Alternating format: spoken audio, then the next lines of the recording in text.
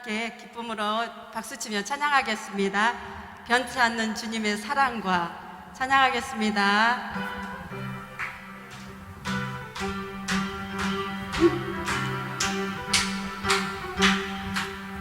변치 않는 주님의 사랑과 거룩한 보혈의 공로를 우리 다 찬양을 합시다.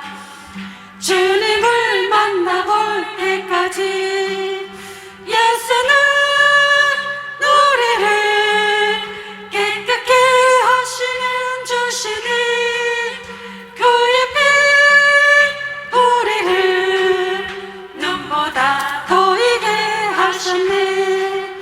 우리를 깨끗게 한 피는 무궁한 생명의 머리새 생명의 구원을 받은 자 하나님 찬양을 합시다. 예수는 우리를 깨끗게 하시는 주시니 그의 피 우리를 눈보다 더이게 하셨네. 주님의 거룩한 보혈을 날마다 입으로 간증해 담대히 싸우며 나가세. 천국에 들어갈 때까지 예수는 우리를 깨끗게 하시는 주시니 그의 피 우리를 눈보다 더이게 하셨네. 십자가 단단히 붙잡고 날마다 이기며 나가세. 머리에 면류관 쓰고서 주 앞에 찬양할 때까지 예수는 우리를 깨끗게 하시는 주시니 그의 피 우리를 눈보다 더이게 하셨네. 온 세상을 위하여 온 세상 위하여 여복음 전하리.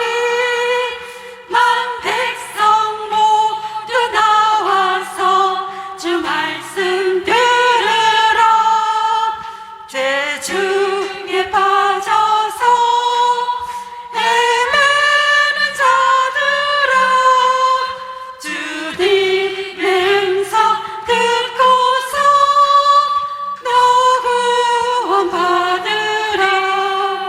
전하고 기도해 내일 증인 되리라. 세상 모든 사람 다 듣고 그 사랑 알도록 온 세상 위하여 3절 갑니다. 주의 임하니 주 예수 이름 힘입어 이 복음 전하자. 먼 곳에 나가서 전하지 못해도 나 어느 곳에 있든지 늘 기도 힘쓰리. 전하고 기도해 죄인 증인 되리라. 세상 모든 사람 다 듣고 그 사랑을 전하고 기도해. 전하고 기도해 내일 증인 되리라. 세상 모든 사람 다 듣고 그 사랑 알도록. 할렐루야. 이 시간 예배를 위해서 주여 삼창하며 기도하겠습니다. 주여, 주여, 주여. 참으로 주신 하나님 감사합니다. 주여 선바야 주여 버라버라버라 서바야 주여 버라버라버라 서바야 주여 서바야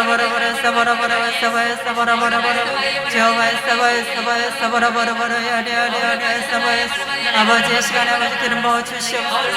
아버지의 백한데 온전히 하나님 잡아주시고 아버지 성령의 역사하심으로 드러나고 나타나게 하여 주옵소서. 주여 버라버라버라 서바야 주여 버라버라버라 서바야 주여 선바야 버라버라버라 주여 버라버라버라 야리야리야리 주여 버라버라버라 주여 선바야 버라버라버라 주여 버라버라버라 주여 버라버라버라 주여 버라버라버라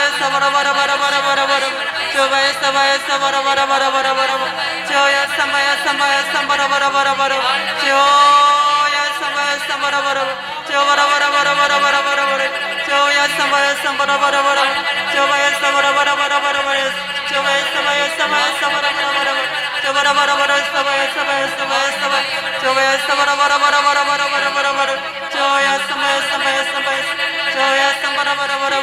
주여 버라버라버라 우리 추수감사절 예배와 우리 종강 예배를 시작하기 전에 먼저 이 귀한 시간을 허락하신 하나님께 감사를 드립니다. 아멘. 우리 귀한 두 분의 강사님, 목사님들을 보내주셨는데 이에 대해서 우리가 한번 하나님께 감사함으로 큰 박수로 한번 올려드립시다. 할렐루야.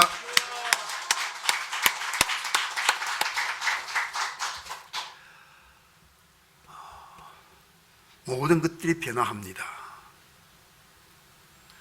변화하는 세계 속에서, 변화하는 환경 속에서 변화하지 못하는 모든 것들은 도태한다는 게 역사적 진리입니다.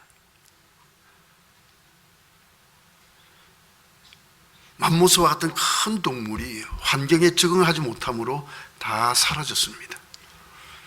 지금은 우리가 상상치도 못할 정도로 급변해 가고 있는 이와 같은 지구의 환경, 그리고 세계 정세 뿐만 아니라 하나님의 교회를 둘러싸고 있는 환경도 엄청나게 급속도로 변화하는데, 이와 같이 변화되는 과정 속에서 우리가 변화되지 못하면 반드시 도태한다는 게 역사적 진리입니다. 그와 같은 상황 속에서 오늘 한국 교회의 현재와 미래를 생각하면서 우리가 어떤 자세로 변화의 과정 속에서 변화할 것인가, 어떻게 대처를 할 것인가, 어떤 전략을 가져야 할 것인가 하는 것은 매우 중요한 이야기입니다. 제가 한국교회 현재와 미래의 전략이라고 해서 자료를 한국교회 미래학 보고서에서 정리를 해놓은 수준입니다. 제가 착안한 게 아니고 정리를 해놨습니다. 변하는 현재 상황들, 우리 왼쪽 편에 있습니다.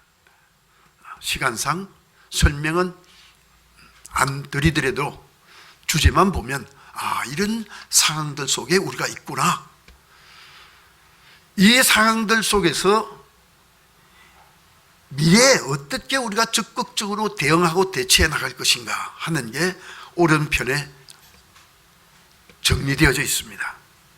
여러분, 이건 굉장히 중요합니다. 우리의 앞으로의 진로, 앞으로의 성공, 하나님께 영광, 어떻게 해야 될 것인가를 정리해 놓고 있는 겁니다.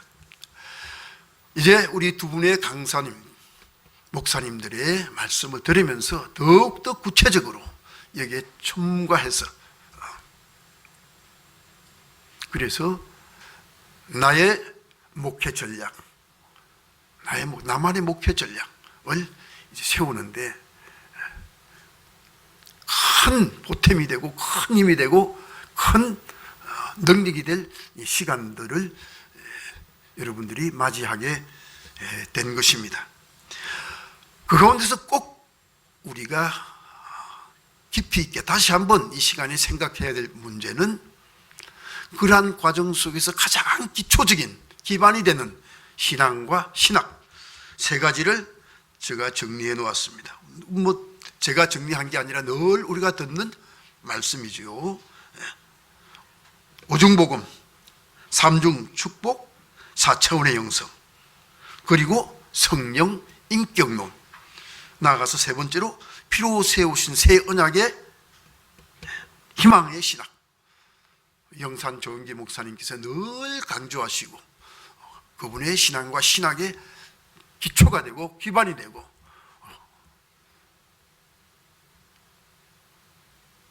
성역 속에서 강조되셨던 말씀입니다. 이와 같은 기초와 기반 위에서 오늘 우리 두 분의 석학님들의 목사님들의 강의를 들으시면 큰 은총과 능력과 축복과 그리고 미래에 대한 확실한 전략을 짤 수 있는 일들이 일어나게 될 것이라고 확신합니다. 여러분, 두 분을 보내주신 하나님께 한 번 더 박수를 보내십시다. 할렐루야. 먼저 나와서 강의를 해주실 분은 최종인 목사님이십니다. 제가 잠시 소개를 해드리겠습니다. 중앙대학교 언론학 석사이시며 서울신학대학교 목회학 석사, 서울신학대학교 신학 박사, 미국 유나이티드 테올로지칼 세미나리 선교학 박사를 수료하셨고 공군 분종 장교로 심우한 바 있고 지금은 평화교회 아주 성령 충만한 담임 목사로서 심우하고 있습니다. 우리 나오실 때 큰 박수로 맞이하시기를 바랍니다. 목사님 나오시겠습니다.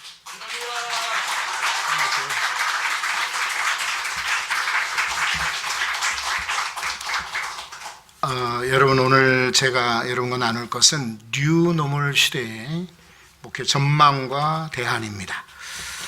여러분, 코로나 팬데믹을 지나면서 예전에 IMF 충격이나 그 외환 금융 위기 때보다 훨씬 더 지금 어려움들을 교회에 안기고 있습니다. 옛날 금융 위기 때에도 교회는 생존했습니다. 그리고 많은 사역들이 축소되었지만 신속하게 회복이 되었습니다. 그러나 지금 코로나 팬데믹은 과거의 어떤 충격보다 심각한 도전을 교회 앞에 주고 있습니다. 그런데 이 문제는 이 충격의 여파가 금방 끝나지 않고 상당 기간 아마 교회들을 괴롭히고 힘들게 하지 않을까, 그런 전망입니다. 잘 아시다시피 코로나 팬데믹 때문에 교회에 예전 예배라든지 예식들 예전, 그리고 설교도 지금 온라인으로 할 것이냐 아니면 지금 대면에서 예배를 드릴 거냐, 여기에 이제 많은 논쟁과 찬반이 있습니다. 행정, 이것도 쉽지 않은 그런 시대가 되었고, 특히나 가장 큰 문제가 이따가도 이제 나오겠지만 교육에 달려있다 이 생각이 됩니다. 코로나19는 온통 온라인 세상을 만들었습니다. 그래서 실제로 많은 수의 교회들이 교인들에게 다가가기 위해서 온라인 플랫폼을 만들었습니다. 그리고 디지털 교회에 더 빠르고 불가피한 그런 부상이 뜨게 만들었어요. 그래서 이제 교회는 예전과는 달리 온라인 예배나 성례전, 설교, 헌금, 디지털 선교까지 이제는 적용해야만 했습니다. 문제는 이제 앞으로도 코로나 팬데믹 못지않은 대규모 충격들이 교회 앞에 밀려올 것이라는 것이 우려가 됩니다. 한번 이제 표로도 나누겠지만은 제가 세 가지 충격이 있을 거라고 이렇게 예상합니다. 첫째는 러시아 우크라이나 전쟁 때문에 예상하다시피 아마 충격이 꽤 되리라 싶습니다. 그리고 두 번째는 북한의 핵 위기입니다. 이것도 지금 조마조마하죠. 우리가 지금 별거 아닌 것처럼 쉽게 지나가지만 그러나 아마 한 방 터지면 큰 충격이 교회 앞에 올 겁니다. 그리고 세 번째는 이제 중국의 대만 정복 야욕입니다. 만약에 중국과 대만이 전쟁을 벌이는 상황이 되면은 미국이 개전하겠죠. 그러면 우리나라에도 미치는 안보 위협이나 경제 위협은 심각하게 될 겁니다. 중국은 우리나라가 수입하는 그런 수입품이 70%가 넘는다고 합니다. 그리고 우리나라에서도 제일 많은 물건을 수입해 나가는 나라가 중국입니다. 그런데 만약에 중국이 우리나라를 향하여서 미국 편에 설 거냐 아니면 우리 편에 설 거냐, 적어도 중립에 설 거냐라고 할 때에 우리가 선택할 옵션이 그렇게 많지 않죠. 그러다 보면은 우리나라의 경제뿐만 아니라 사회에 그리고 신앙생활하는데 아마 파장이 클 거라고 생각이 됩니다. 그래서 지금까지의 여러분, 우리 교회 사역으로는 뉴노멀 시대를 대비할 수가 없고 대처할 수 없어요. 그래서 전망을 하고 대처하고 어떻게 나갈 것이냐, 이것을 대응책을 마련해야 될 그런 시점이라 오늘 제가 자찬하는 게 아니라 여러분들이 오늘 이와 같은 강의를 듣는 것은 매우 중요한 시적절한 시점이라고 생각이 돼요.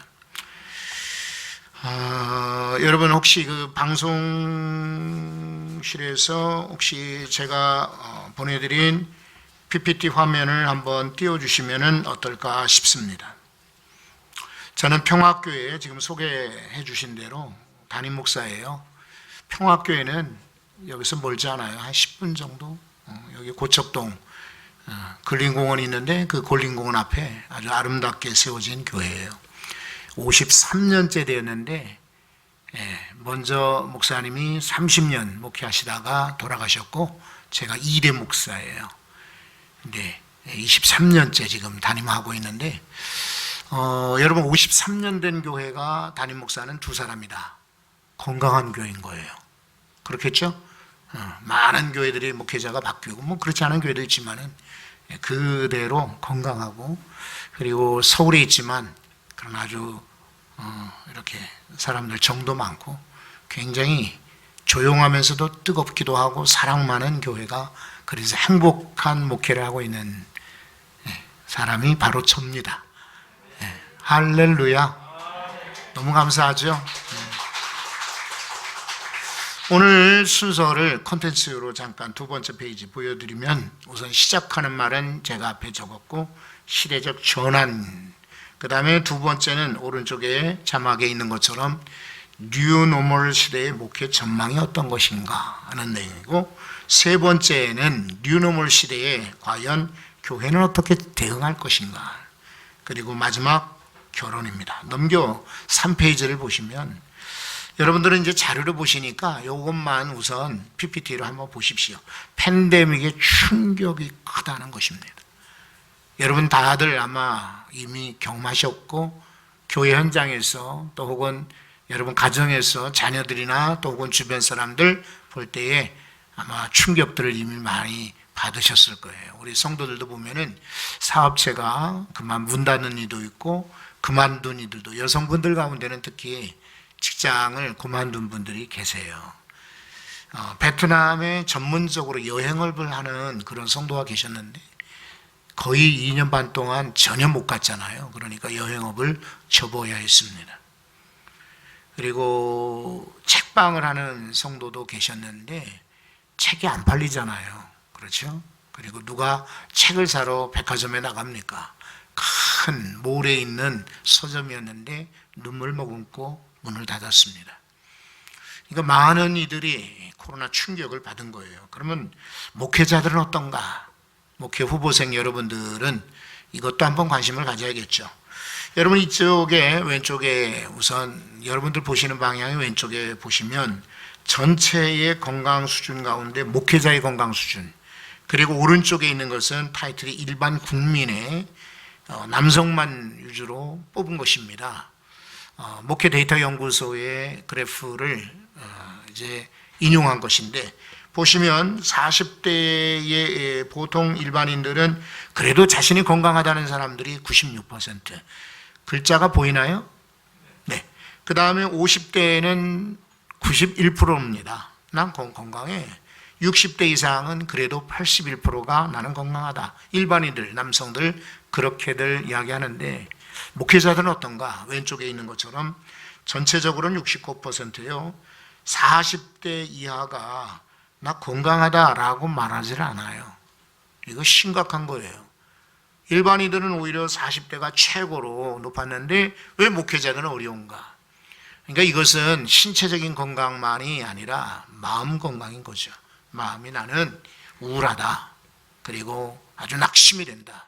그리고 나는 소망이 없다. 이런 마음들을 갖는 것입니다. 50대에는 71%, 60대가 오히려 더 많습니다. 이제는 아무리 어려워도 달관한 거지요. 그리고 시간은 흘러가고 나는 곧 은퇴하고 뭐 다음 사람들이야 힘들겠지만 나는 그냥 이것만 해도 감사하다라고 여기는 겁니다. 그 뒷장에 그러면 영적 상태는 어떠하냐? 전체적으로 볼 때는 지쳐있다는 이들이 훨씬 많죠. 그래도 나는 괜찮아 라고 말하는 사람들이 여러분 파이에 보면은 그림에 파란색으로 조금입니다. 여러분들은 영적으로 어떠하신가요? 뭐 이렇게 주변 사람들 의식하고 또 교수님도 계시고 또 동료분들 계시니까 말할 수 없지만은 나는 영적으로 건강하다라고 자부할 수 있을까요? 그렇다면 다행이에요. 그런데 제가 실제로 저는 좀 특이한 목사라 노인에게 관심 많습니다. 그리고 미래 세대에도 관심이 많아요. 그래서 제가 메타버스라는 책을 쓰기도 했어요. 동시에 저는 정신건강에도 관심이 많아요. 그래서 프로필에 있는 대로 미국에 있는 작은 신학교에 다녔는데 거기서 호스피스 제가 자격증을 얻었어요. 저는 박사과정을 들어갔는데 MDB 학생들 그 게시판에 호스피스 수강생 모집 게시판을 보고 저는 부끄럽지만 그때까지 호스피스가 뭔지를 몰랐어요. 그냥 호스피탈리티, 영어로는 환영, 응답, 또 그 다음에 교회 안에서도 아마 목회자들에게 그러한 영접 이런 것들이 필요해서 그런 자격증이 있나 보다. 신기하다. 그랬는데 미국 학생한테 물어보니까 그게 아니고 여러분이 지금 알고 계시는 것처럼 죽어가는 이들을 영적으로 돌보는 것이 호스피스다. 이거 괜찮다. 그래서 제가 일부러 수강을 했어요. 그래서 호스피스 자격증을 받았어요. 14주간 노인들 만나고 죽어가는 사람 만나고 죽음을 경험을 하고 목격을 하고 그리고 그 암으로 주로 호스피스 병동이 들어오죠. 그리고 심한 그런 뇌질환으로 들어오죠. 이런 분들 흑인, 백인 할 것 없이 아시안들까지 여러 사람들을 제가 만났어요. 그런데 한국에 와서 이 평화교회 부임을 하고 보니까 돌아가신 분이 많고 노인들이 많고 죽는 분들이 많은 거예요.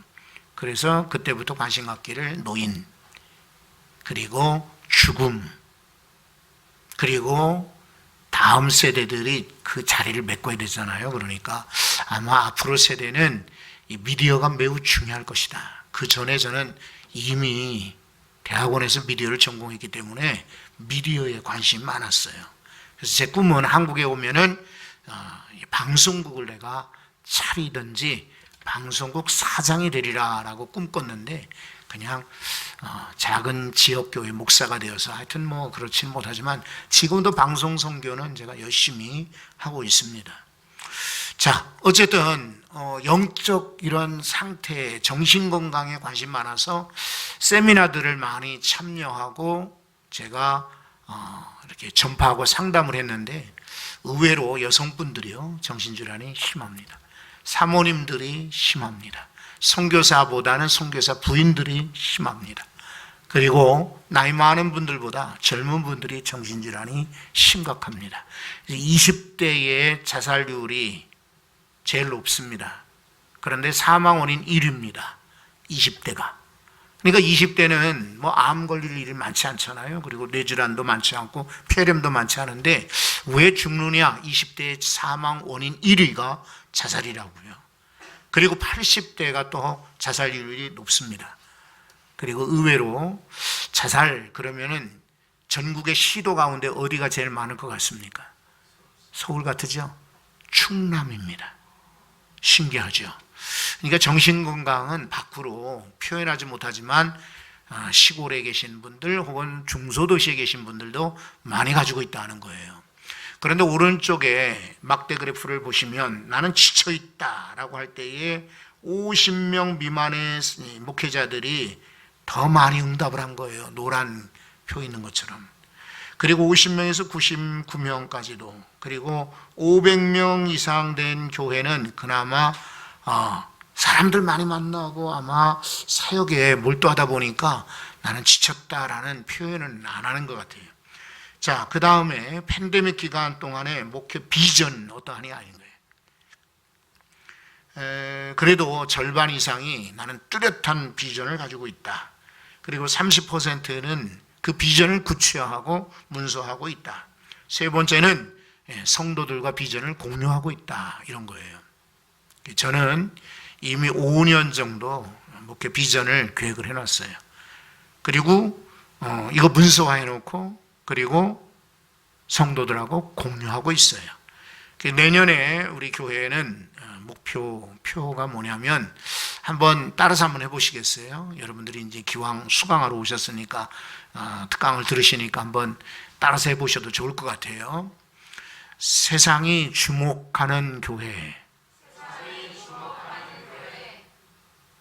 그래요. 우리는 앉으면 기도하고 나가면 전도하고 이런 날마다 성경 몇 장 이런 거 그건 기본적으로 하는 거고, 교회 비전은 그래도 적어도 세상이 바라보고 주목을 해야 되지 않을까. 교회가 너무나 지금 추락돼 있고 낙심돼 있기 때문에 세상이 주목하는 교회를 만들자, 이런 이야기예요. 자, 그 다음에 또 그래프를 보십니다. 이제 팬데믹 이후에 목회가 어려운 점이 있어요. 뭐가 어려우냐? 그 중에 절반 이상이 새신자 유입이 없다.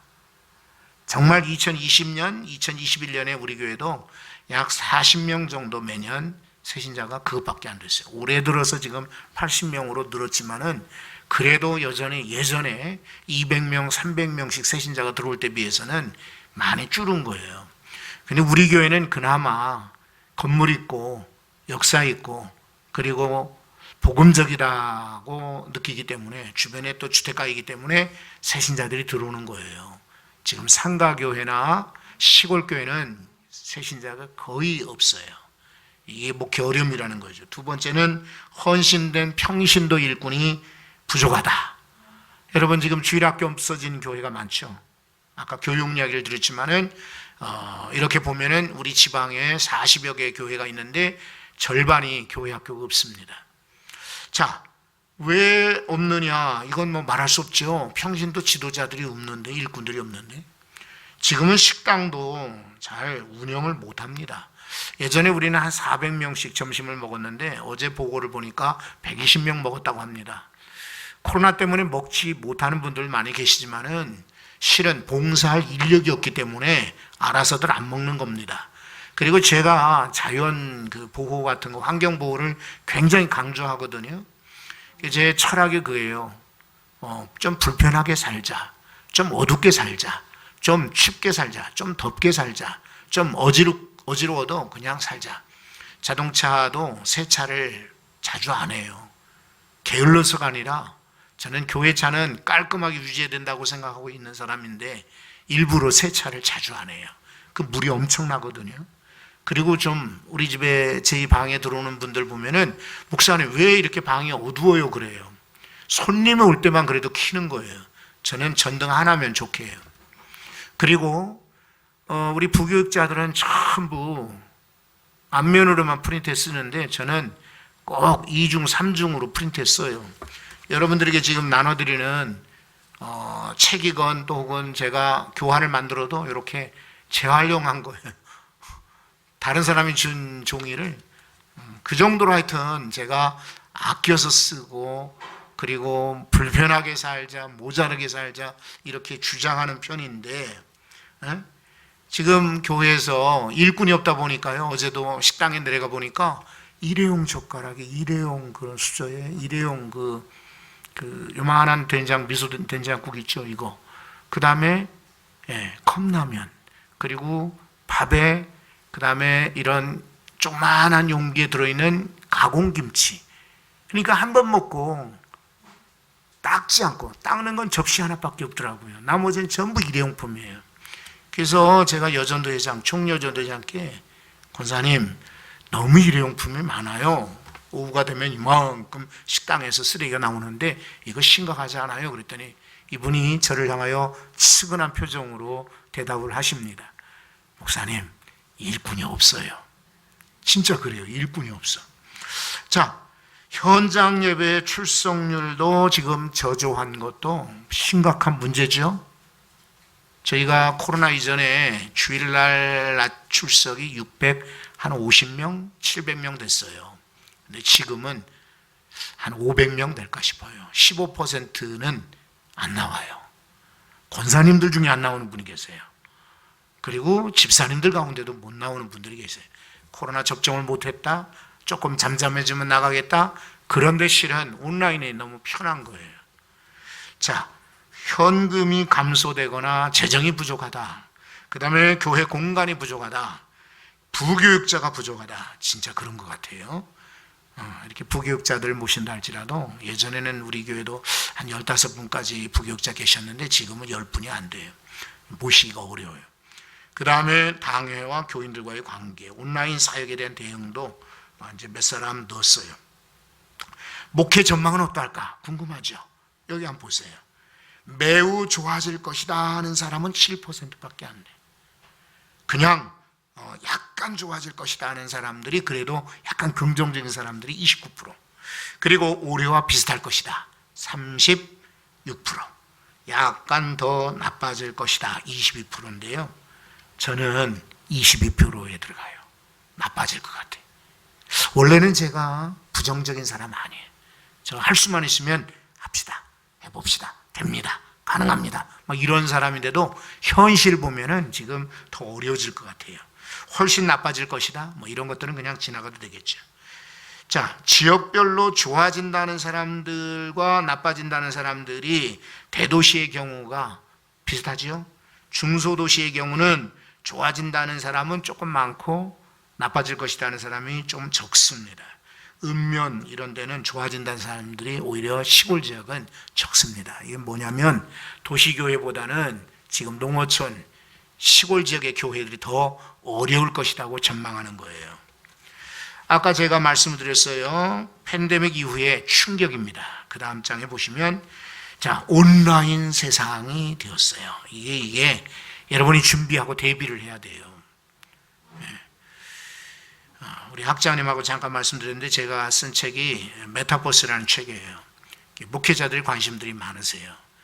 그래서 여러분들도 혹시 메타버스에 관심 있으면은 제가 극동방송에서 칼럼했던 걸 쉽게 이렇게 쓴 것이니까 한번 참고해 보시면 돼요. 평화교회 이제 구글 혹시 쓰시는 분이면 저는 거의 구글을 쓰거든요. 네이버는 워낙 검색이 막 방대해서 구글에다가 평화성결교회 검색을 하면은 여기에 이제 성경 공부 교환이 나오는데 제가 쓴 책들이 한 30권이 거기 쭉 소개되어 있어요. PDF 파일로 넣어놨기 때문에 거기에 보시면 메타버스 그런 책이 있어요. Church at Metaverse. 평화성결교회에 와서 온라인 이렇게 한번 찾아보시면 돼요. 관심 있는 분들은. 그 다음에 러시아와 그 우크라이나 전쟁이 충격이 크다라고 말씀드렸죠. 이 세 가지입니다. 그리고 중국과 대만 간의 전쟁이 벌어지면은 아마 북핵 위기 못지않게 아마 클 것이다.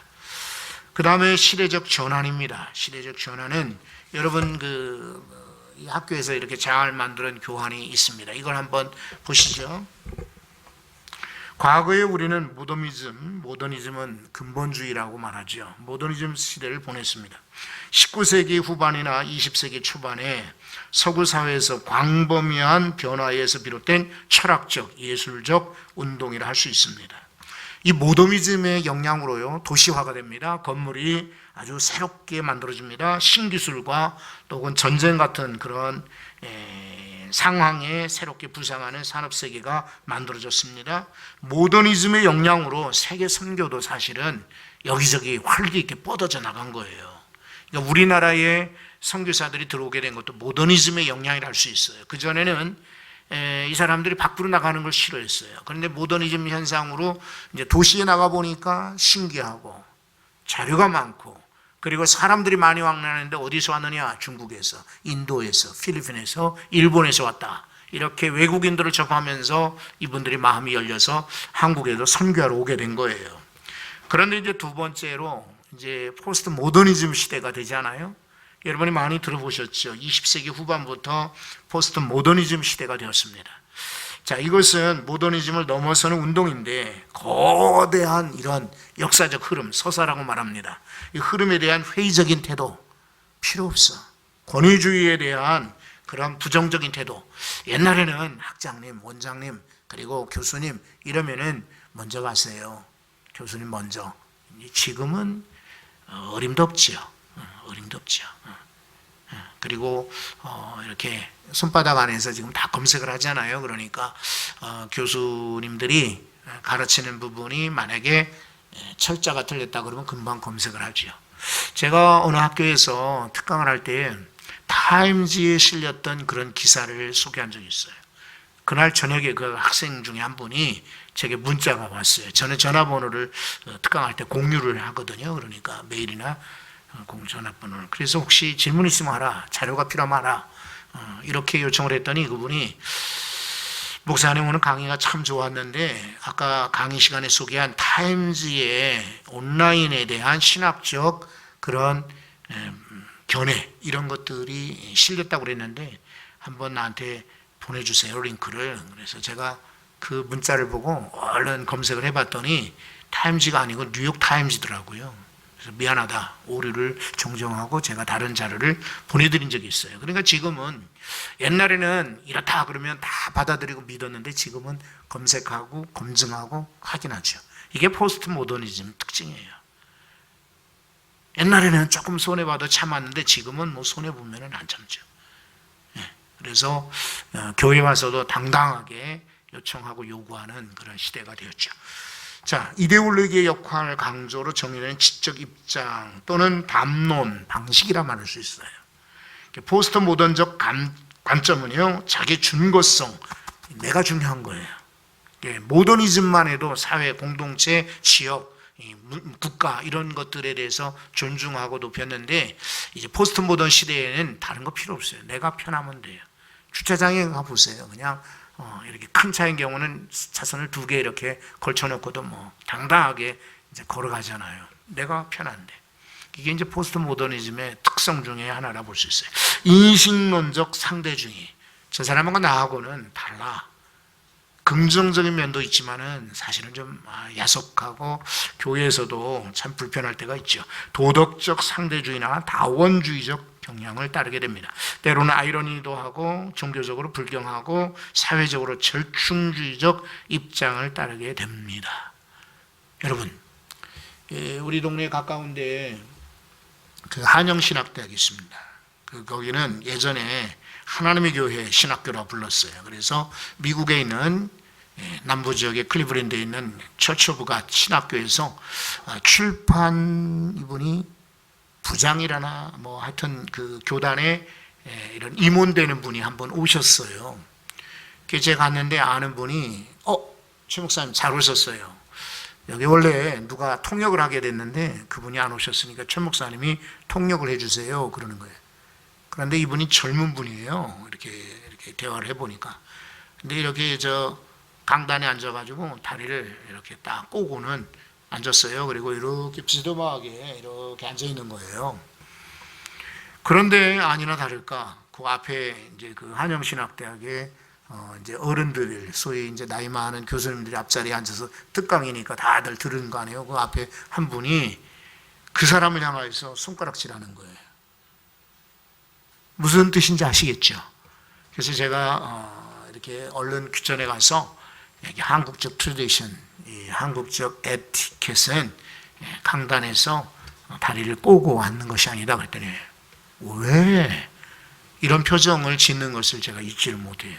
그분들 입장에서는 전혀 청바지를 입고 설교하거나 운동화를 신고 강단에 오르거나 다리를 꼬고 앉는 것을 not excuse, 전혀 신뢰가 아닌데 아니 왜 여기서 나에게 손가락질 하느냐, 매우 불쾌한 거예요. 그래서 이분이 제가 통역으로 옮기진 않았지만 여러분들이 그런 자세를 가지고 한국교회를 이끌어갈 수 있느냐 막 이렇게 일갈을 하더라고요. 제가 불편한 얘기는 전하지는 않았어요. 그러나 제가 충분히 이해를 해요. 제가 미국에 살았었기 때문에 이 사람이 어떤 감정을 가졌는지 포스트 모던적 그런 사고인 거예요. 그런데 지금 우리 한국교회는 여전히 모더니즘 그런 시대에서 있는 분들도 계시죠. 기존 질서와 대립을 하고 안정적인 정체성을 거부합니다. 저도 아들이 하나 있는데요. 이 아이가 어렵게 입사를 했습니다. 여의도에 있는 이렇게 여러분 600번 우리 동네에서 버스를 타고 가면 이 영등포를 지나서 여의도를 가로질러 가거든요. 그러면 11시 반쯤 되면 직장인들이 전부 넥타이 부대라고 그래서 나와서 식당으로 이동하는 모습들을 보신 적 있죠? 그렇죠? 네. 그러면서 그리로 지나갈 때마다 우리 아들도 대학을 졸업하면은 저렇게 여의도에 있는 증권가나 이런 데 회사에 여기 은행들 많고, 그죠? 기업들 많으니까 여기 회사원이 되면 좋겠다 그랬더니 얘가 딱 거기 들어간 거예요. 너무 감사했어요. 근데 이놈이 2년도 안 됐는데 엄마 아빠 나 그만둘래 그래. 그래서 생각 좀 해봐라. 엄마 아빠 생각은 한 번 들어간 직장은 오래 다녀야 된다고 생각이 됐는데 그렇게 한번 통보를 하더니 그냥 그만두더라고요. 그러더니 일주일간을 그냥 지방에서 막 뭘 하는지 하여튼 뭐 문을 닫아놓고 뚜뚜뚜뚜뚜뚜 하더니 또 일주일 뒤에 저 취직됐어요. 그래. 이번에는 저 영동으로 강남역으로 갑니다. 테헤란로의 유명한 미국계 기업이에요. 여기 이제 경영 컨설턴트로 갑니다. 그래서 너무 기쁘더라고요. 그래서 감사하다 그랬는데 한 2년 다니더니 엄마 아빠 나 못 다니겠어요. 그러더니 또 며칠간 여행을 간다고 자전거를 타고 이렇게 제주도 일주를 하고 오더니 또 지방에서 따다다다닥 하더니 엄마 아빠 나 취직됐어요. 그래서 이번엔 디지털 단지 내에 있는 표준협회라고 대한민국 표준협회 모든 표준 KS 마크 찍는 거기에 컨설턴트로 들어갔어요. 그래 참 감사하다. 아이가 보니까 옛날 같지가 않은 거예요. 엄마 아빠는 기존 질서 그리고 어떤 이렇게 정기적인 출석 그리고 전형적인 그런 길, 그런데 아이는 마음이 얼마든지 바꿀 수 있어요. 그리고 예전에 강남의 테헤란에 있을 때보다 연봉이요 1.5배가 떨어져요. 근데 여기는 좋은 게 뭐냐면 쉬는 시간이 많대. 이게 KS 마크를 찍어주는데 이게 갑이잖아요. 기업들이 와서 부탁을 하고 그리고 한참을 놔둬도 괜찮아요. 왜냐면 그 사람들은 기다려요. 일반 기업 같으면 못 기다리죠. 다른 데로 옮겨가지만 KS 마크를 찍으려면 기다릴 수밖에 없죠. 그러니까 여기 있는 직원들은 아주 느슨한 거예요. 그러니까 이런 거 얘가 막 강남에서 여의도에서 막 바쁘게 지나다가 여기 오니까 행글라이드도 하고 저 속초에 가서 이렇게 파도 타기도 하고 제주도에도 몇 번 가고 외국 여행도 다니고 너무 좋다고 그냥 예전에 엄마 아빠들 생각으로는 아니 그 연봉 좋은데 왜 그만둘까 하는데 애들은 그게 틀린 거죠. 여러분들도 아마 다 주변에서 경험들 해보셨을 거예요. 이것이 포스트 모더니즘 사고입니다. 돈을 아무리 많이 들여도 공연장은 가고 싶은 거예요. 그리고 나이키 신발이 30만 원 하는 걸 보고 깜짝 놀랐어요. 엄마 아빠는 그냥 트리프트샵, 구세군에서 운영하는 이렇게 재고 있죠. 누군가 기증한 거. 이런 것에서만 겨우 유학생활 중에 나이키 신발을 한 번 딱 신어본 적이 있어요. 그 싸니까 산 거지 나이키 때문에 산 건 아니에요. 근데 이 아들은 자기 월급에 뭐 상당 부분을 투자해서 쇼를 보러 가요. 저 울산까지. 그날 저녁 비행기로 가서 저녁에 공연 보고 그날로 돌아오는 그런 공연을 몇백만 원짜리를 보러 다니는 거예요. 미친 짓 같으죠? 이게 이제 포스트 모더니즘적 사고란 말이에요. 그런데 여러분 중요한 것은 이제 모더니즘이냐 포스트 모더니즘이냐가 아니라 저는 세 번째 단계로 접어든다고 봐요. 포스트 코로나 에러입니다. 에러. 자, 이제 포스트 코로나 시대가 전환이 되었습니다. 어마어마한 충격이 올 겁니다. 그래서 포스트 코로나 또 혹은 뉴노멀이라고 표준이 아닌 새로운 그런 표준 현상은 팬데믹이 종료되고 안정화가 될지라도 올 것입니다. 그래서 말하기를 뉴노멀 시대는 이전 세상이 아니라 새로운 세상이 열렸다라는 뜻입니다. 팬데믹을 극복한다 할지라도 또 다른 형태의 재앙이나 어쩌면 새로운 형태의 감염병이 지구촌 사회를 강타할지 모른다는 것입니다.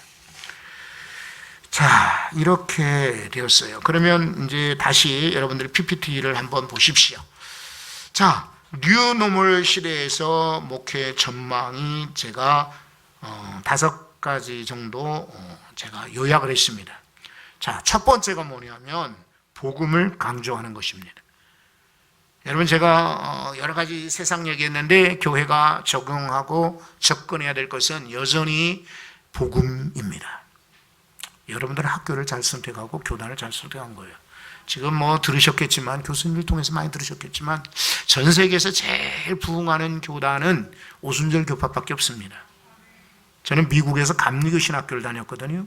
근데 얼마 전에 리포트가 날라왔어요. 졸업생들에게 좀 펀드라이징, 돈을 좀 보내주세요. 그런 건데 학교를 팔았어요. 돈이 없어가지고. 그래서 멀쩡한 120년 된 학교를 팔고 쇼핑몰로 들어갔어요. 옛날보다 이제 마음에 신학교라는 그런 정서가 없는 거예요.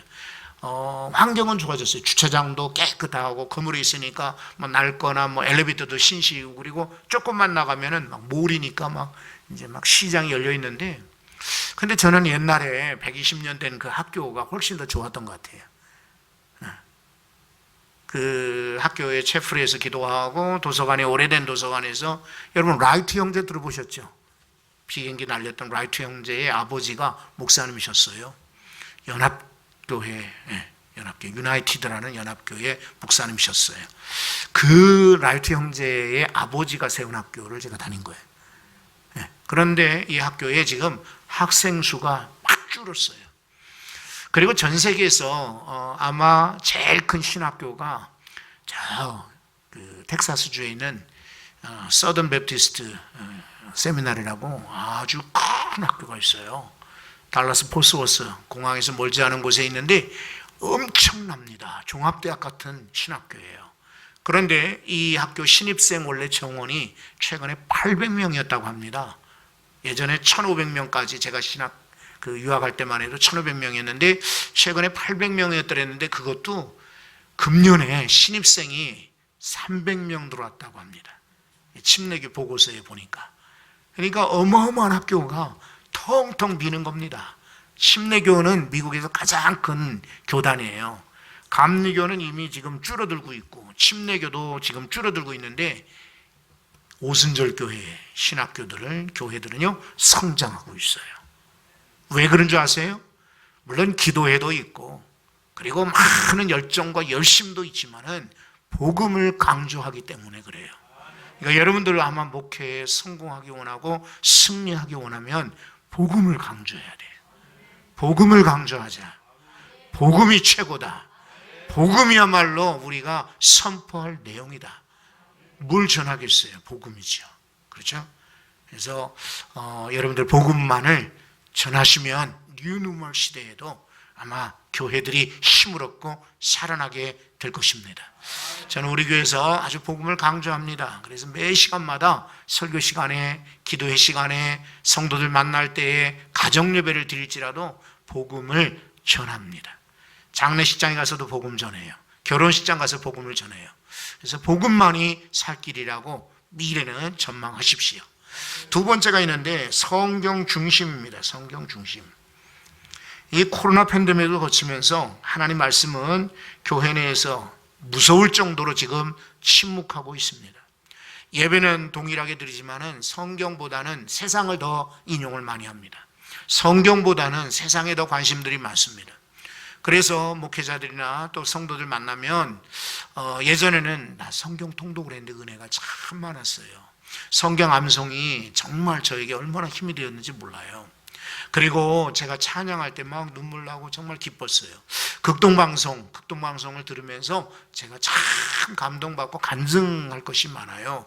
이랬거든요. 근데 지금은 그렇지 않아요. 운동하면서 참 제가 건강을 회복했습니다. 그리고 트로트, 가요를 들으면서 제가 아는 사모님은 기도를 많이 하는 사모님인데도 빨간 옷을 입고 보라색 옷을 입고 저 신안 앞바다에 섬을 찾아간대. 섬 이름은 보라섬이에요. 그 왜 거기까지 갑니까? 그랬더니 김호중 씨 팬클럽에 들어갔다. 깜짝 놀랐어요.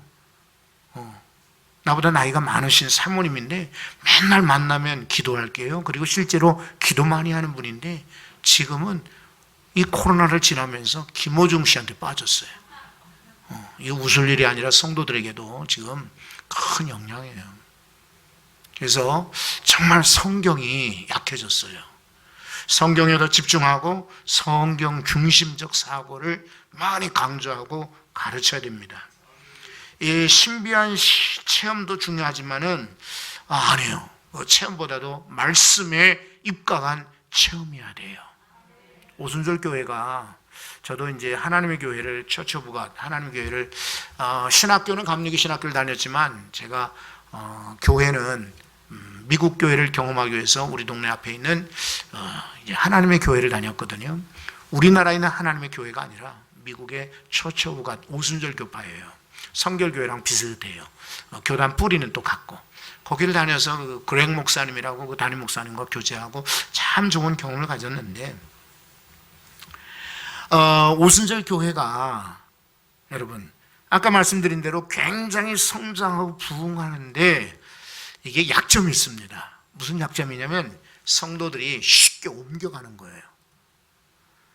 여의도 순복음교회 같은 데야 뭐 거의 옮겨가는 일이 없겠죠. 왜냐면 거기 순복음교회 다닌다는 내가 그래서 세계 최고의 가장 많은 큰 교회 다닌다는 성도들 자부심이 있으니까 쉽지 않지만 지방에만 보십시오.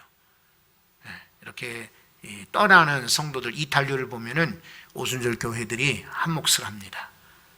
그래서 왜 그런가 오순절파 신학자들이 교회학자들이 교회 성장학자들이 많이 고민하고 고심을 하고 있어요. 그런데 그 이유를 알고 보니까 성경적 기반이 약하더라. 혹시 여러분들에게 제가 우려해서 저는 여러분들 잘 모르지만은 앞으로 성경을 깊이 파셔야 됩니다.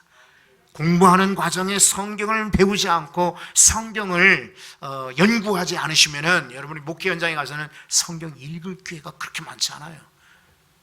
이때가 정말 중요한 때예요.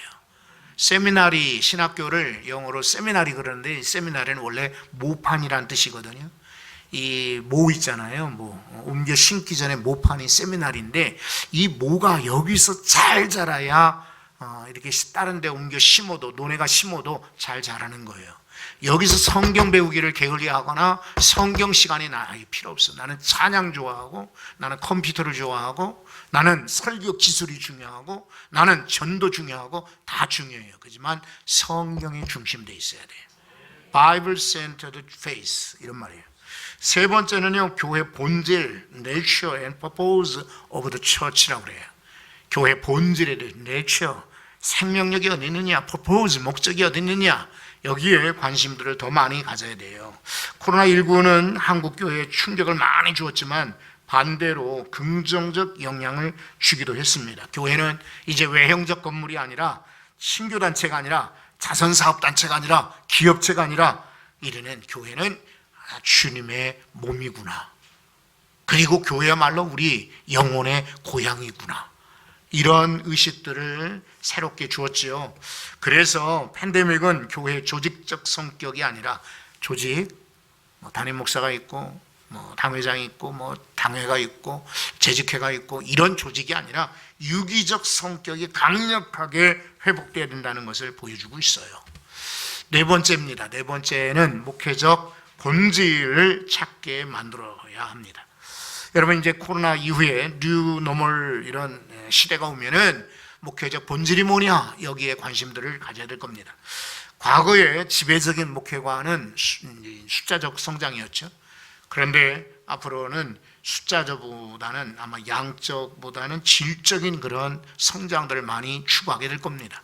그래서 대중 많이 모이느냐가 중요한 거 아니에요. 제가 이렇게 사실은 목회 연조도 혹은 또 교단에서 일을 하다 보니까 목회자들 제가 만나는 기회가 많거든요. 근데 저는 많은 수백 명 모이는 이런 세미나보다 제가 좋아하는 게 몇 사람과 만나는 거예요. 실제로 지난 주간에 카나다의 어떤 목사님이 우리 게스트룸에 머물다 가셨어요. 아침마다 이분은 이제 낮에는 이제 외출을 나가니까 아침마다 새벽기도 후에 저랑 같이 해장국을 먹었어요. 그러면서 이분이 60이래요. 올해 61인데 나중에 은퇴하면 뭘 하실 거예요? 그랬더니 예? 뜻밖의 질문이라고 저한테 오히려 눈을 휘둥그레 이렇게 떠서 물어봅니다. 전도하지요? 그래서 어디서? 아니 후임자가 있어도 제가 그 교회가 청소하고 성가대 해주고 그리고 전도하면 되지 않을까요? 그럼 후임자가 좋아할까요? 이분보다 사모님이 기도를 많이 하고 계셨던가 봐요. 그러니까 사모님이 뒷자리에서 목사님 조금만 더 이야기를 해주세요. 차에서 안 내리는 거예요. 교회 왔는데 식사하고. 그래서 그냥 차 안에서 조금 더 제가 얘기를 했어요. 목사님의 장점, 목사님의 특기, 목사님이 잘하는 게 뭐냐?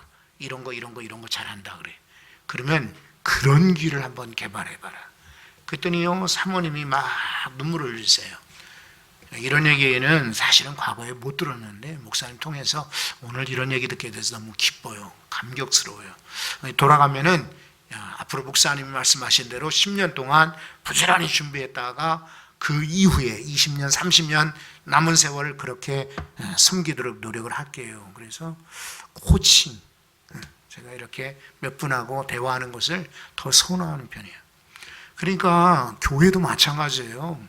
많은 성도들이 문제가 아니라 한 분 한 분이 구원받고 하늘나라에 영접해서 하나님 나라의 자녀가 되는 것이 더 중요하죠. 그래서 어제 우리 추수감사 예배를 드렸어요. 우린 전통적으로 이제 셋째 주일을 드리니까. 그런데 새로운 분들을 초대를 했어요. 그리고 이분들에게 이제 막 정중한 선물이나 성가대 찬양이 아니라 예배 시간에 제가 초청을 했어요. 영접 기도를 하게 했어요. 네 가지 원리를 가르쳐주고 하나님 우리를 향한 놀라운 계획을 가지고 계신다. 다들 아시죠? 그런데 우리는 죄인이라 그 계획을 얻을 수가 없다. 예수님만이 죄를 해결할 수 있는 유일한 방법이요 길이다. 오늘 영접할 때 우리는 하나님 자녀가 될 수 있다. 새로운 분들이 한 24분 됐는데 이분들 향하여서 다들 초청을 했어요. 그리고 우리 기도합시다. 그리고는 이분들 위해서 간절히 기도하고 그리고 영접 기도를 하게 했어요. 저는 어떤 예배보다 이런 예배가 앞으로 회복이 된다라고 믿습니다. 그동안에는 교회만 왔다 가면은 집사, 그리고 조금 더 지나면 권사, 조금 더 앞장서면 장로. 그런데 실은 구원조차도 흐릿한 사람들이 있어요. 그래서 이런 이들에게 질적으로 가르쳐 주시는 목회 본질이 뭐냐, 이거를 찾아내시는 좋은 기회가 바로 지금이에요. 다섯 번째는요, 균형 잡힌 종말론이 필요하다. 밸런스드 그 종말론입니다. 이거 이제 종말론은 그동안에 많이 이렇게 약해졌어요. 여러분, 제가 여러분들에게 책을 3권을 나눠드렸어요. 아마 받으실 건데 그 중에 하나가 천국 큐레이팅이라는 책이에요. 이 큐레이팅은 여러분 잠깐 보세요. 책보다 저를 보셔요. 책은 뭐 나중에 보셔도 돼. 원래 이 큐레이터라는 말 들어보셨죠? 미술관에 가면은 설명해 주는 거예요. 그냥 우리가 그림을 봐도 잘 몰라요. 언젠가 동대문에서 겸재의 그림을 영상으로 재현해 가지고 이렇게 보여주는 그런 전시회가 열렸거든요. 마침 전시 기획하는 이가 저에게 초청장을 보내왔기에 가봤어요. 그런데 그분들이 입구에서 뭐라고 하냐면 큐레이팅을 원하십니까? 그래요. 그때 큐레이터들이 얼마나 중요한 일을 하고 있느냐는 걸 느꼈어요. 그동안 여러분 다 아시는 안내자, 가이드를 뛰어넘는 이분들이 설명을 해주는 거예요. 그러니까 그 그림이 더 훨씬 더 확 다가오는 거예요. 천국도 우리 교역자 여러분들이, 목회자 되시는 여러분들이 큐레이터가 돼야 돼요. 다른 거 뭐 백화점 소개 안 해도 돼요. 문화센터 여러분이 소개 안 하셔도 돼요. 학교 진학 아니 필요 없어요. 그런데 천국만큼은 여러분들이 큐레이터가 돼야 돼요. 이것을 건전한 종말론, 균형 잡힌 종말론으로 이렇게 성경의 내용으로 막 복잡한 신학적 내용이 아닌 거예요. 그래서 이렇게 책을 써서 이걸 가르치면은 아까 말씀드린 복음주의를 가르치고 복음을 강조할 수 있는 좋은 점. 근데 천국만 가르치면은 또 이제 밸런스가 안 되잖아요. 그래서 지옥도 가르쳐야 돼요. 이것을 주일마다 길게 하면은 성도들이 오늘도 또 천국이야? 오늘도 지옥이야? 어려워해요. 하지만 성경 공부나 또 혹은 구역에서 이렇게 나누시면 훨씬 더 수월할 수 있어요. 이게 기가 막힌 게 이게 재정 축복입니다. 여러분들이 저를 오늘 처음 보셨기 때문에 저의 캐릭터를 모를걸요. 저는 원래 돈하고 무관한 사람이고 돈을 잘 쓸 줄도 모르고 벌 줄도 모르고 그냥 있으면 쓰고 없으면 그냥 참는다. 이런 스타일이에요. 그 대신 돈 때문에 뭐 스트레스 받지는 않아요. 저는 유학생활 중에도 하나님이 다 공급해 주셨고 여기 평화교회 와서는 더더욱이 뭐 제게 교회에서 얼마든지 쓰라고 카드를 내줬기 때문에 돈 때문에 스트레스 받는 거 없어요. 제가 안 쓰는 것뿐이야. 아까 말씀드린 것처럼 자연보호, 환경보호 또 혹은 아주 제가 실용주의자라 불필요한 거 안 써요. 그런데 저는 아주 풍족해요. 그리고 앞으로도 풍족할 겁니다. 왜 그런가 하면은 전능하신 하나님이 계시기 때문에요. 예전에 레드 랍스터라고 하는 식당이 우리 집 앞에 미국에서 레드 랍스터. 이거 랍스터만 파는 가게는 아니고 랍스터가 주전공인데 스테이크를 파는 그런 가게. 거기에 저녁만 식당을 여는데 사람들이 줄을 서요. 우리나라도 그런 데 있지만은 미국 사람들은 맛있는 식당 하면은 한참을 줄을 서도 대기하고 있어요. 근데 바로 우리 집 앞이야. 근데 한 번도 못 갔어요. 왜 그러냐면 거기 이렇게 지나가면서 메뉴를 보잖아요. 그러면 100불이 넘어. 근데 저는 600불 가지고 지금 살아, 한 달에. 근데 밥 한 끼 먹게다 100불을 어떻게 먹겠어, 그지? 그런데 철없는 우리 아들은 초등학교를 다녔는데 저 레드랍스터 한번 가보자, 아빠. 그러는 근데 거기 맛없대. 그러니까 아이는 뭐 믿을 거 아니에요. 그 맛없는데 왜 줄을 서? 그러니까 걔네들이 좋아하는 거지. 저 미국 사람들 좋아하는 게 우리 한국 사람들하고는 안 맞아. 그렇지만은 마음속으로는 이거 아빠가 자격이 없다. 참 부끄러울 때가 있었어. 그런데 저희 누나 가족이 우리 집에 방문한 거예요.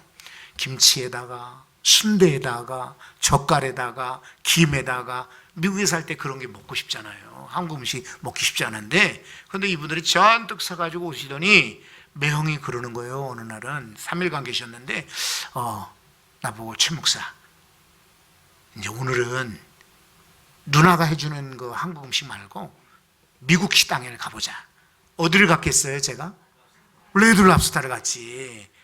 그랬더니 이분이 아메리칸 익스프레스 카드를 딱 꺼내는 거야. 근데 우리 5명이 그 밥을 먹는데 팁까지 해서 한 700불이 나왔어요. 우리 600불 갖고 한 달 살았다고 그랬잖아요. 700불이 나왔어요. 한 달 생활비인데 맛있더라고요. 그런데 여러분 제가 지금 씁쓸한 옛날 얘기를 하는 이유가 뭔지 아시죠? 나는 돈이 없는데 돈이 있는 우리 매형이 오시니까 딱 하나님도 마찬가지예요. 여러분이 우리 성도들에게 이게 돈을 가르쳐 줘야 돼. 재정 얘기하면 헌금 내라고 할까봐 막 일단은 거부해. 근데 재정 축복 받아야 돼.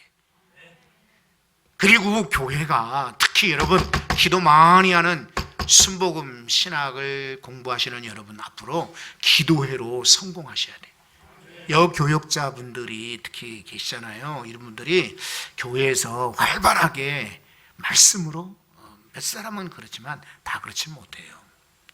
그러면 무엇으로 승부를 보고 우리 교회를 무엇으로 일으킬 것인가? 기도 외에는 다른 이유가 없어요.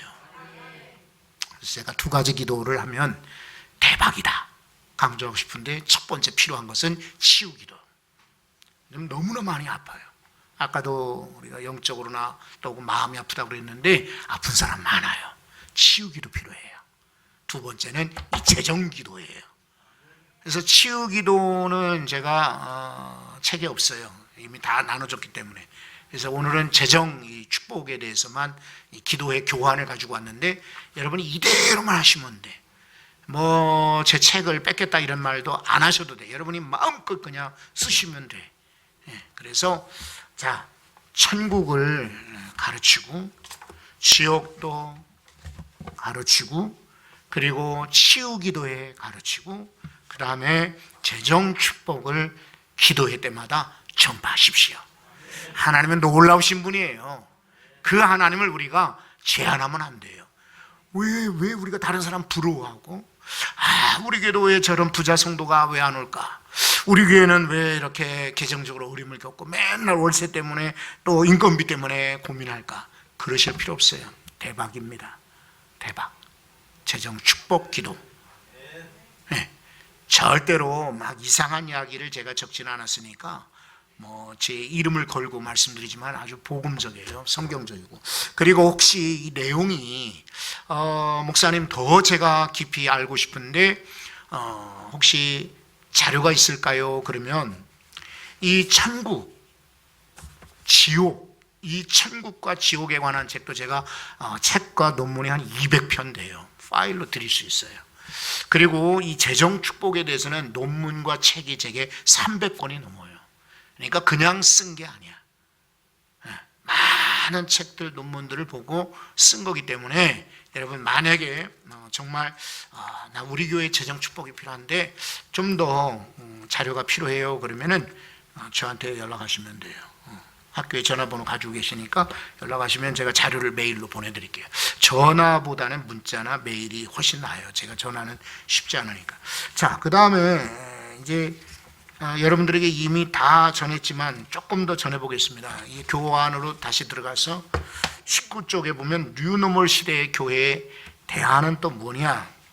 네 가지입니다. 지팩이라고 제가 했는데, 하나는 가스펠, 그리고 두 번째 프레이어, 기도, 이반젤리즘, 전도, 그리고 이게 이제 주목해야 될 것이 케어 기버라는 말이에요. 자, 여러분 잠깐만요. 우리는 복음 전도도 알아, 이반젤리즘, 그리고 가스펠도 알아, 복음도 알아. 그리고 나는 정말 이 뭐가 필요한지는 알겠다 하는데, 지금 미래에 정말 중요한 게 있는데 케어 기버예요. 그거는 여러분 교재에 저 22쪽을 보시면 돼요. 포스트 코로나 뉴노멀 시대에는 보다 돌봄 사역이 필요하다. 아무도 온라인 교회가 곧 사라질 것이라고 생각하진 않죠. 물리적으로 다시 모이기 시작하는 그런 직접 참석하고 참여할 수 있는 사람이 있는가 반면에 참여하지 못하는 사람들 있잖아요. 거리상, 또 환경상, 여건상, 또 건강상. 이런 이들에게는 온라인 사역도 중요하지만 이 케어기버, 이런 돌봄 사역이 중요합니다. 자, 예전에 우리는 고령화 사회였다가 고령 사회였다가 지금은 초고령 사회가 되었습니다. 이제 25년 되면은 인구의 20%가 65세 이상이 될 거라고 말하는데, 더 심각한 것은 오늘 아침에 뉴스에도 나왔죠. 일본보다도 우리나라가 더 위험해요. 저출산 때문에. 우리는 일본처럼 외국인들도 잘 이렇게 유입을 잘 안 하잖아요. 그러다 보니까 이 젊은 사람들이 빠지고, 그래서 인구의 4분의 1이 노인 인구가 많은 거예요. 한참 바쁠 때 제가 종로를 전철을 타고 가는데 눈을 다시 씻고 찾아봤어요. 머리가 허연 할머니 할아버지들이 종로로 가는 전철에 상당 부분이 지금 아침 시간에 타고 있는 거예요. 그래서 제가 갔다 와서는 우리 교회 성도들에게 말씀을 드렸어요. 앞으로 노인분들은 가급적 출퇴근 시간에는 전철 타지 맙시다. 전철이 무료라고 할지라도 그냥 타지 맙시다. 지금 출근하는 일이 너무 지금 아주 혼잡한데 어려운데, 그런데 그런 얘기를 드려야 될 정도로 지금 머리들이 희어진 분들이 희어져 추수할 때가 되었다 그랬는데, 교회가 지금 그렇게 되었습니다. 간병사회라는 말을 저는 그래서 씁니다. 간병사회. 이제 초고령 사회를 넘어서 간병사회가 되었습니다. 그럴 때에 교회는 예전과 같은 그런 사회복지 차원이 아니라 좀 더 믿음으로 돌보는 사역이 필요합니다. 그림을 하나 보고 마치도록 하겠습니다. 여러분, 이것은 그 폴란드 예수의 철학 교수인 비에아체슬라프 오쿤이라는 사람이 Good Friday 2020이라는 제목의 그림을 영상으로 한번 확인해 보십시오. 그림이 있죠. 여러분 교재에도 있으니까요. 여러분, 지금 중앙에 늘어져 있는 인물이 있는데 바로 예수님입니다. 그렇죠? 예수님. 그리고 주변에 의료진들이 있습니다. 헌신적으로 돌봐주는 이런 사람들을 성령님이라고 표현할 수가 있습니다. 그리고 그러면 아버지, 성부 하나님은 어디 계시는가? 지금 저 수술실 밖에서 아들을 집어넣고 애타하는 그런 모습으로 지금 있는 것입니다. 이게 이제 삼위일체적 묘사를 한 건데, 이 바이러스 가운데 있는 우리를 이제 다룬 거죠. 그러니까 Good Friday 2020이라는 제목을 2020을 붙인 이유가 코로나 때의 인류 인생들을 그렇게 표현한 겁니다. 그러니까 늘어져 있는 사람은 예수님이기도 하지만 우리 인생들이다. 아무것도 할 수 없는 소득이나 주택이나 연령이나 인종으로, 장애로, 정신건강으로, 직업 안정성 측면에서 세상에서 가장 취약한 사람들이 지금 늘어져 있는 것입니다. 의학적으로, 경제적으로 가장 타격을 입은 예수처럼 늘어져 있는 사람들이 바로 현대인, 서민이라 할 수 있어요. 자, 그래서 우선 여기서 우리는 세 가지 신학적 그런 단계를 찾아보게 되는데, 첫 번째 단계, 하나님은 과연 안 계시느냐? 그렇지는 않습니다. 여기 지금 현장에는 안 계시지만은 걱정 속에, 염려 속에 주변에 마음이 지금 온통 가 있는 것이 하나님 마음입니다. 그러면 예수님은 어디 계시느냐? 바로 우리와 같이 연약한 병든, 그리고 이들과 동일한 성육신으로 늘어져 계시는 모습으로 계신 분이 예수 그리스도이십니다. 물론 예수님이 이렇게만 무기력하게 누워 계시지는 않을 겁니다. 그렇지만 지금은 우리와 같은 그런 약함을 체험하시는 분으로 묘사되어 있어요. 이 세 번째 신학적 단계가 바로 교회입니다. 교회는 의료진의 역할, 성령님의 역할을 감당해야 되는 것입니다. 여러분들 특별히 성령의 역사를 강조하는 교단에서 공부하고 있죠? 어느 누구보다도 성령론에는 뛰어난 분들이 되시기를 바랍니다. 지금 이렇게 신학생들이건 목회자들이건 성령론 얘기해 보세요 그러면 답을 잘 못하는 분들이 많으세요. 제가 우리 교단의 성결교회 그 목사고시 위원장이에요. 그래서 얼마 전에 목사고시를 치렀거든요. 84분이 목사고시를 봤어요. 그런데 이런 성령론에 대해서 여쭤보면은 이 목사 후보생들인데 이분들 다 MDB를 나온 분들이거든요. 그런데 답을 못해요. 얼굴만 이렇게 쳐다볼 뿐이야. 근데 특히 여러분들은 이미 성령론에 대해서 아주 대가가 되시고 전문가가 되시고 프로가 되시고 아주 집중하여 가르치는 분들이 되시기를 바랍니다. 그렇게 되셔요. 그런데 성령님의 역사는 뭐냐? 교회와 같이 옛날부터도 그랬지만 지금도 자, 굶주린 자 마태복음에 나오는 것처럼 목마른 자, 헐벗은 자, 나그네, 병든 자, 갇힌 자와 함께하는 성령님. 바로 팬데믹 이후 뉴노멀 시대에는 바로 이런 성령님의 역사가 필요한 거예요. 자, 오늘 많은 교회들이 오늘 이 그림에 있는 것처럼 성도들이 지금 늘어져 있어요. 늘어져 있는 분들을 어떻게 도와야 될까요? 교회는 의료진들이 막 긴박하게 달려 돕듯이 천국 가르치고 지옥 가르치고 치유를 가르치고 재정 축복을 가르치십시오. 그러면 교회가 든든해지고 여러분의 사역이 활발해지고 여러분의 앞길에 하나님의 영이 언제나 함께 하실 줄 믿습니다. 거룩하신 하나님, 우리 귀한 분들과 함께 뉴노멀 시대의 교회의 전망, 목회 전망과 대응에 대해서 잠깐 말씀을 나눴습니다. 이 말씀 그대로, 가르침대로, 배운 대로 우리가 나가서 복음 전하게 하시고 또 기도 많이 하게 하시고, 그리고 하나님 특별히 전도하게 하여 없으며 마지막 때에 주님 건전한 종말론으로 무장하여서 잘 가르치는 사역자들 되게 도와 주옵소서. 주님이 그렇게 하게 하실 줄 믿습니다. 예수님 이름으로 기도합니다.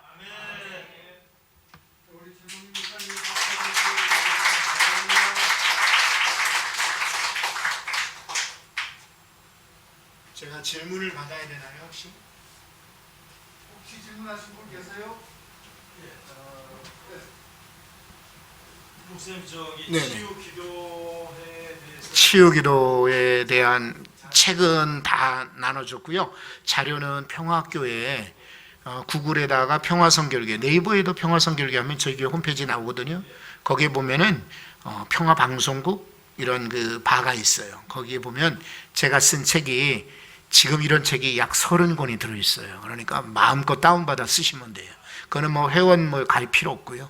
치우기도 좋습니다. 그거 해보세요. 우리는 지금 12월 둘째 주까지, 셋째 주까지 치유기도회를 금요일마다 하거든. 대박 치유기도회 하는데 한 100여 명이 이렇게 모여서 기도 열심히 하고 있는데 좋습니다. 질문 잘하셨어요. 그리고 혹시 메일 겸해서 알려드릴게요. 만약에 자료가 필요하면 컴미션이에요. 컴미션, COM 미션, 컴미션. 그리고 이제 달팽이 있잖아요. 달팽이. 그리고 네이버닷컴, 네이버예요. 그러니까 컴미션만 기억하시면 돼요. 그래서 그렇게 메일을 주시면 아까 말씀드린 그런 보조 자료들, 책들을 제가 논문들을 여러분들에게 전달해 드릴 수 있어요. 미국 교회 사례를 보면은 이런 부분에 열려 있거든요. 전도자가 됐던, 평신도 사역자가 되었던, 선교사가 되었던 열려져 있는데, 우리 한국 교회는 전통적으로 제도 안에 들어와서 목사, 전도사 되고 또 강도사 되고 아니면 목사가 되는 것을 원하고 있죠. 각자의 취향이나 또 마음에 따라 아마 받으시면 될 것 같은데, 앞으로는 그런 부분에 대해서 부정적으로 보기에는 어려울 것 같아요. 다만 여러분들이 아셔야 될 것은, 제가 쉽게 표현하면 독립군이에요. 그러니까 나 혼자 좋아서 전도하고 그냥 선교하고 하는 어떤 교육도 필요 없고 내가 가지고 있는 재능 가지고 열심히 선교하겠다 이런 분들이 계시는데, 독립군은 항상 위험해요. 노출되기도 쉽고, 그리고 이제 누군가가 감시, 감독 이런 기능이 없기 때문에 위험하거든요. 그래서 우리는 안정적으로 아마 전도를 더 효과적으로 하려면 그래도 신학교육, 공인된 기관, 교단, 그리고 그런 교회에서 사역하는 것이 안전하다, 이렇게 가르쳐 주시면 될 것 같아요. 여기까지만 하죠. 감사합니다.